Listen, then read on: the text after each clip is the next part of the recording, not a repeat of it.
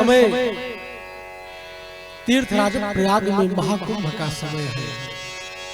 बड़ा ही सुंदर यह तीर्थराज प्रयाग में 12 वर्षों के बाद महाकुंभ का आगमन हुआ है। और कई संतों का मत है कि ऐसा सुंदर सुअवसर आया, ऐसे तिथि नक्षत्र योग बने कि यह योग 144 वर्ष पहले बना था।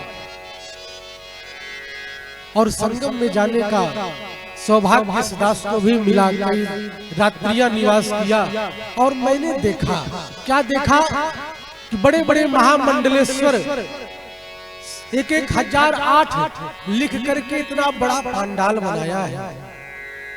और जब वहां जाकर के ये इच्छा हुई कि सारे संत भारतवर्ष के आए हैं, चल करके इनका दर्शन किया जाए, तो जाकर के क्या देखा, मन में बड़ी पीड़ा हुई।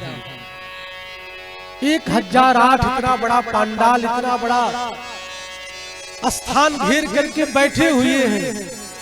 और जो बेचारे भक्त इतने दूर दराज से आ रहे हैं और इतनी दूर से आने के बाद 200 किलोमीटर पैदल चल करके बेचारे वहां तक पहुंचे।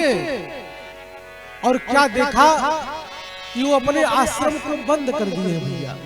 इतना बड़ा पंडाल लगा है कि चाहते थे 3-3 हजार 4-4 हजार आदमी उसमें निवास करते, लेकिन उन्होंने आश्रम को बंद कर दिया और बाहर 2 व्यक्ति को सुरक्षा में लगा दिया कि आश्रम के भीतर कोई आना नहीं चाहिए।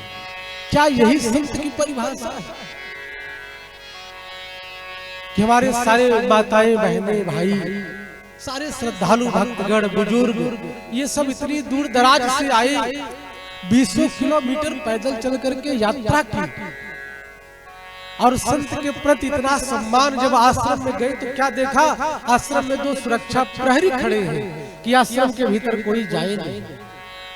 और बेचारे ठंड के मारे खुले आसमान के नीचे बैठ करके ठिठुर रहे हैं। क्या यही एक संत का संतत्व है? अभी जो घटना घटी उससे हृदय द्रवीभूत हो गया कि बताइए, हम सभी सनातनियों का इतना बड़ा उत्सव और इस तीर्थराज प्रयाग में सभी लोग दूर दराज से आए, अनेक प्रांतों से आए कि गंगा जी मोक्षदायिनी है, चल करके स्नान करेंगे, संतों का दर्शन करेंगे। और आज जो लोग वहां बेचारे मर गए, मृत्यु को प्राप्त हो गए, जिनका परिकर छूट गया, इतनी निर्मम घटनाएं घटी, तो कहीं न कहीं प्रशासन की गलती के साथ ऐसे 1008 लिखने वाले संतों का भी इसमें दोष है। इतने बड़े बड़े पंडाल बने हैं महाराज, अगर सारे लोग अपने पंडाल को खोल करके रखते, चलो ठीक है आपने टेंट की सुरक्षा नहीं दिया, कोई बात नहीं मेरे भाई, आप टेंट मत प्रदान करो, कम से कम आपके शिविर में पंडाल के नीचे जो दूर दराज से माताएं भाई बहन आए हैं वो रात्रि तो गुजार सके, गंगा जी में स्नान करके, त्रिवेणी प्रयाग में स्नान करके सकुशल अपने घर तो जा सकते। क्या यही संत का संतत्व है? उपाधि इतनी बड़ी और पास में आप चले जाओ, कितने लोग कहते हैं कि महाराज मेरा भंडारा चल रहा है।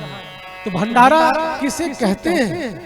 भंडारे का अर्थ कि आपके आश्रम में भोजन बन रहा है सुबह से लेकर के रात्रि पर्यंत, जब तक आप जग रहे हैं 9-10 बजे रात्रि तक, 11 बजे तक आप यह प्रयास करें कि आपके आश्रम में जो भी आगंतुक आए तो कम से कम 2 रोटी मिले। और आपने जो भंडारा है उस भंडारे को भी दूषित कर दिया, केवल एक भगोने में सब्जी बना लिया, पूरी बना लिया, गेट के बाहर जो जा रहे हैं उनको पकड़ाते जा रहे हैं, ये भंडारा है। इसको भंडारा नहीं कहते मेरे भाई, ये तो दिखावापन है। और भगवान कहते हैं यही दिखावटी भक्ति मुझे अच्छी नहीं लगती, मोहि कपट छल छद्र भावा, यह कपट हमें अच्छी नहीं लगती। आप भंडारा करिए, सारे श्रद्धालु भक्तगण सब यही तो पैसा आपको दे रहे हैं, तभी तो आश्रम फल फूल रहे हैं। कोई वीआईपी आदमी गया, करोड़पति गया, तो महामंडलेश्वर उसको पास में बिठाते हैं कोई गरीब व्यक्ति चला गया तो उससे कोई बात भी नहीं करने वाला है, आश्रम में रुकने तक नहीं दिया जाता, आश्रम से बाहर कर दिया जाता है। क्या यही एक आश्रम का आश्रमत्व है? क्या यही एक संत का संतत्व है?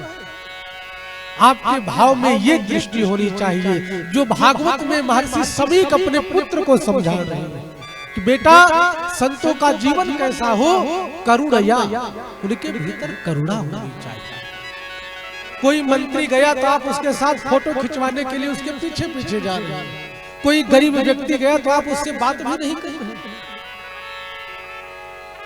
आपके तप में, आपके जप में वो शक्ति हो कि लोग आपका दर्शन करने जाएंगे। जैसे हमारे श्री धाम वृंदावन के परमोपासक परम रसिक श्री प्रेमानंद जी महाराज, पूरी दुनिया उनका दर्शन करने जाती है और कितने लोग सोशल मीडिया के माध्यम से, मोबाइल पे, टीवियों में देख करके अपने कुकृत्यों को छोड़ दिए महाराज। ये उनका तप है, ये परमोपासक है श्री राधा रानी की, और इन्होंने अपने तप के प्रभाव को दिखाया, लोगों को बताया